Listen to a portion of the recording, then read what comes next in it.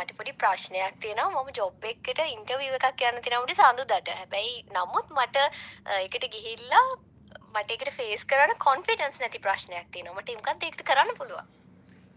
මේක තමයි ගොඩක් දෙනෙක්ට තියෙන ප්‍රශ්නේ.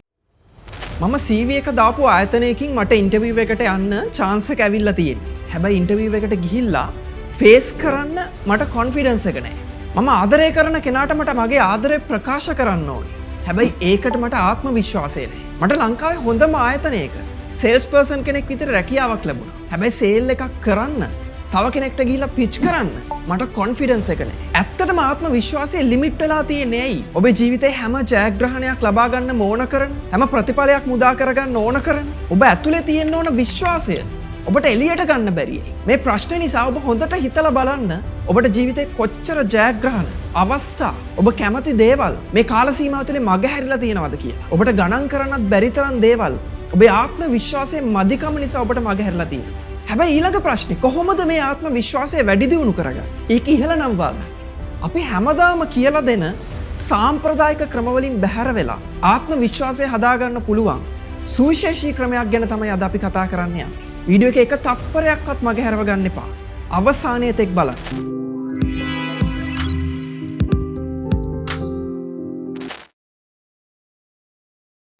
ආත්ම විශ්වාසය හදාගන්න කොහොමද කියලා ඔබ Google එකේ සර්ච් කළොත්, Facebook එකේ සර්ච් කළොත්, YouTube එකේ සර්ච් කළොත් ඔබට විශාල ප්‍රතිඵල සංඛ්‍යාවක් බලන්න පුළුවන්.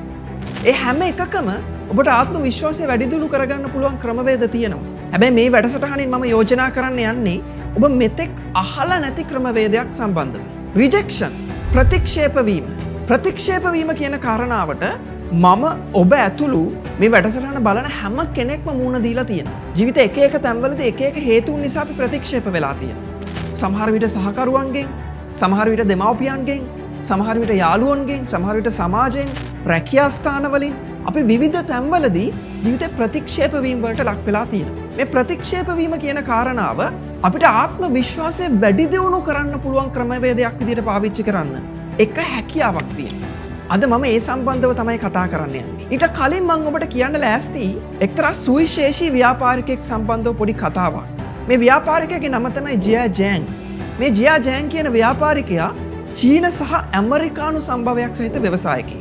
ඒ වගේම ඔහු අතිදක්ෂ කතකයෙක් වගේම පොත් රචකයෙක්. හැබැයි මෙයාගේ මේ කතන්දරේ චුට්ටක් වෙනස් කතන්දරයක්. මෙයා බිස්නස් එක පටන් ගත්ත කාලේ මෙයාගේ ස්ටාර්ට්අප් අයිඩියා එකට ඉන්වෙස්ටර් කෙනෙක් හොයාගන්න මෙයාට එක්තරා තැනකදී අවශ්‍යතාවයක් මතුවේ. මේ අවශ්‍යතාවය මතුවුණාට මෙයාට ඇතිවන ගැටලුව වෙන්නේ ඔබට ඇති වෙලා තියෙන පොදු ගැටලුවම තමයි. මෙයාට මේ පිච් එක කරන්න කොන්ෆිඩන්ස් එකක් නැහැ. ඉන්වෙස්ටර් කෙනෙක් හොයාගෙන ගිහිල්ලා එයාට මේක පැහැදිලි කරලා එයාගෙන් ෆන්ඩ් එකක් අරගෙන එයාව ඉන්වෙස්ටර් විදිහට මේ බිස්නස් එකට ගන්න නම් එයා ඉන්න තැනින් නැගිටලා ගිහිල්ලා ආත්ම විශ්වාසය අරගෙන ඒ කෙනාට බිස්නස් අයිඩියා එක පිච් කරන්න ඕනේ. තමන් ගැන කියන්න ඕනේ. තමන්ගේ බිස්නස් එක ගැන සඳහන් කරන්න ඕනේ. හැබැයි ඒකට ඔහුට ආත්ම විශ්වාසයක් නැති වෙලා යනවා. මෙන්න මේ අවස්ථාවේදී මේ ජීවිතේ තීරණාත්මක මොහොතේදී ජියා ජෑන් තේරුම් ගන්නවා තමන්ගේ බිය කියන කාරණාව. තමන් ඇතුළත තියෙන ෆියර් එක කියන කාරණාව තමන්ව කොච්චර දුරට ජීවිතේ කන්ට්‍රෝල් කරනවද, පාලනය කරනවද කියලා. ඒ නිසාම ඔහු ජීවිතේ කොච්චර තැන්වල පසුබසිනවද, ඒ වගේම ජයග්‍රහණ කොච්චරක් ගිලිහෙනවද කියලා. ඇත්තටම ජියා ජෑන්ටත් තිබ්බේ ආත්ම විශ්වාසයේ මදිකම මේ ප්‍රශ්නයක්. ඔබට වගේම තමයි. සමහර විට ඔබට ජීවිතේ ඊළඟ තීරණාත්මක ඉලක්කයට දැන් ફોකස් කරන්න ඕනේ. ඒක ක්‍රියාත්මක කරන්න ඕනේ. හැබැයි ඒකට මේ වෙලාවේ ආත්ම විශ්වාසය නැහැ. ජියා ජෑන්ට වගේ ඔබේ ස්ටාර්ට්අප් අයිඩියා එක පිච් කරන්න විදිහක් නැහැ. ඔබේ ආදරේ ප්‍රකාශ කරන්න විදියක් නැහැ. ඔබේ සේල් එක කරගන්න විදියක් නැහැ. ඔබ මුලින්ම තේරුම් ගන්න ඕන කාරණාව තමයි මේ වගේ සිටුේෂන් එකක් මට ඇති වෙලා තියෙන්නේ ඇයි? ආත්ම විශ්වාසය මගේ නිතරම කඩා වැටෙන්නේ ඇයි? ඒක ඩ්‍රොප් වෙන්නේ ඇයි? මේක ඇත්තටම ඔබ තුල විතරක් තියෙන ප්‍රශ්නයක් නෙවෙයි. මේ කතා කරන මටත් ඕනම මොහොතක ආත්ම විශ්වාසය කියන එක නැති වෙන්න පුළුවන්. මේක බලන ඕනම කෙනෙක්ට ආත්ම විශ්වාසය කියන එක ඩ්‍රොප් වෙන්න පුළුවන්. ඊට විශේෂ හේතුවක් තියෙනවා. මේක ඇත්තටම පරිණාමීය මනෝවිද්‍යාව. එහෙම නැත්නම් ඉවොලුෂන් සයිකොලොජි වලදී හරි ලස්සනට පැහැදිලි කිරීමක් කරනවා. ඔබ මම වර්තමානයේ ජීවත් වෙන හෝමෝ සේපියන් කියන ජීවියා විදියට උනාට අපි එන්නේ වානරයන්ගෙන් පැවතිලා. අපි එන්නේ වඳුරන්ගෙන් පැවතිලා. අපි කතා කරනවා හෝමෝ හැබිලස් ඉඳලා හෝමෝ ඉරෙක්ටස්, හෝමෝ නියැන්ඩර්තාල්, හෝමෝ සේපියන් ආදී වශයෙන් පරිණාම ක්‍රියාවලියේ අපි ලොකු ගමනක් කැවිලා තමයි මෙතනට ඇවිල්ලා තියෙන්නේ. මේ දියුණු ධනාත්මක මනසක් තියෙන ජීවියා බිහි වෙලා ඉන්නේ.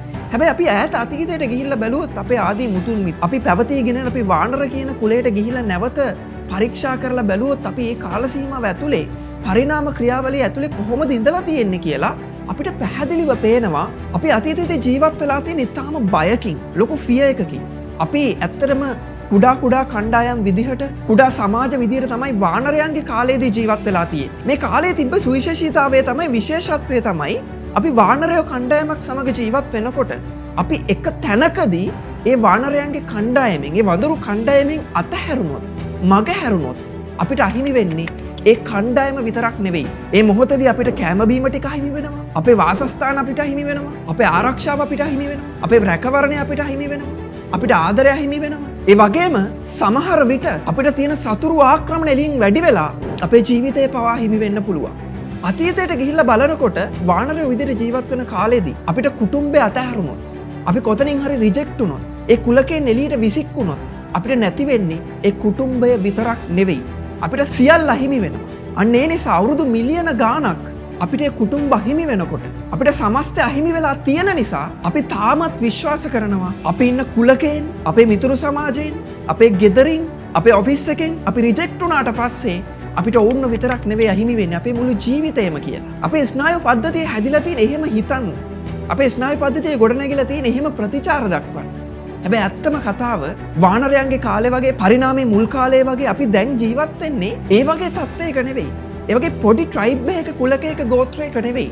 අපිට දැන් ලොකු සමාජයක් තියෙනවා. අපි සමහර විට රැකියා ස්ථානෙන් එළියට විසික් වෙන්න පුළුවන්. හැබැයි ඒ රිජෙක්ෂන් එකේදී අපි තේරුම් ගන්න ඕනේ එතනින් රිජෙක්ට් වුණාට මට තව ඇප්ලයි කරන්න රැකියාවල් ගොඩක් තියෙනවා. මම සහකරුවෙක්ගෙන් ප්‍රතික්ෂේප වෙන්න පුළුවන්. එතනදී මම තේරුම් ගන්න ඕනේ මට සහකරුවෙක් අහිමි වුණාට මට ඇත්තටම ආදරය කරන මිනිස්සු තව ඕන තරම් එළියේ ඉන්නවා. මගේ මිතුරු සමාජය අහිමි වෙනකොට මම තේරුම් ගන්න ඕනේ ඉස්සර වගේ පරිණාමයේ මුල් කාලේ වගේ මට ස්මෝල් ට්‍රයිබ් එකක් නෙවෙයි තියෙන්නේ. මහා සමාජයක් එළියේ තියෙනවා. මට තව මිතුරන් හදාගන්න පුළුවන්. හැබැයි ප්‍රශ්නේ තියෙන්නේ පරිණාමය තුල අවුරුදු මිලියන ගාණක් මගේ බ්‍රේන් එක ප්‍රෝග්‍රෑම් වෙලා තියෙන්නේ අර විදියට කල්පනා කරන්න නිසා. පොඩි රිජෙක්ෂන් එකකදී මට විශාල වේදනාවක් දැනෙනවා. මට විශාල කඩාවැටීමක් දැනෙනවා. මෙන්න මේ සරල කාරණා ඔබ මුලින්ම තේරුම් ගන්න ඕනේ. රිජෙක්ෂන් එක මරණීය වෙන්නේ, ප්‍රතික්ෂේප වීම මරණීය වෙලා තියෙන්නේ පරිණාම ක්‍රියාවලියෙන් අපේ මනසට ලැබිච්ච දායාදය නිසා. පරිණාම ක්‍රියාවලියේදී අපි කන්ෆර්ම් කරගත්ත බයස් ටික නිසා.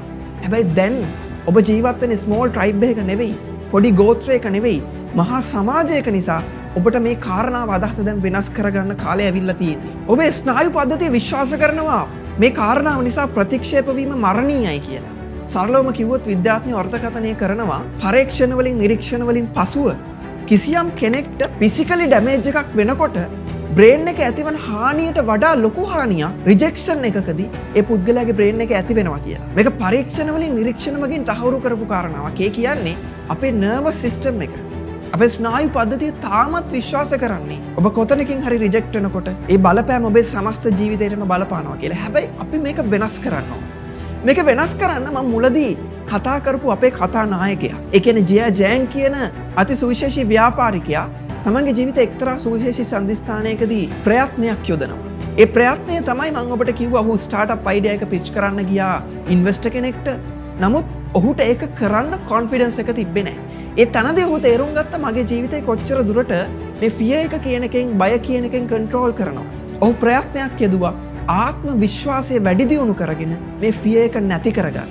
ඒ ක්‍රමවේදයට අපි කියනවා ඔහු ඇප්ලයි කරපු රිජෙක්ෂන් තෙරපි කියලා. රිජෙක්ෂන් එක තමයි ඔහු ඒ සඳහා ඇප්ලයි කරේ. ප්‍රතික්ෂේප වීම තමයි ඔහු කොන්ෆිඩන්ස් එක වැඩි දියුණු කරගන්න ඇප්ලයි කරපු ක්‍රමවේදය උනේ.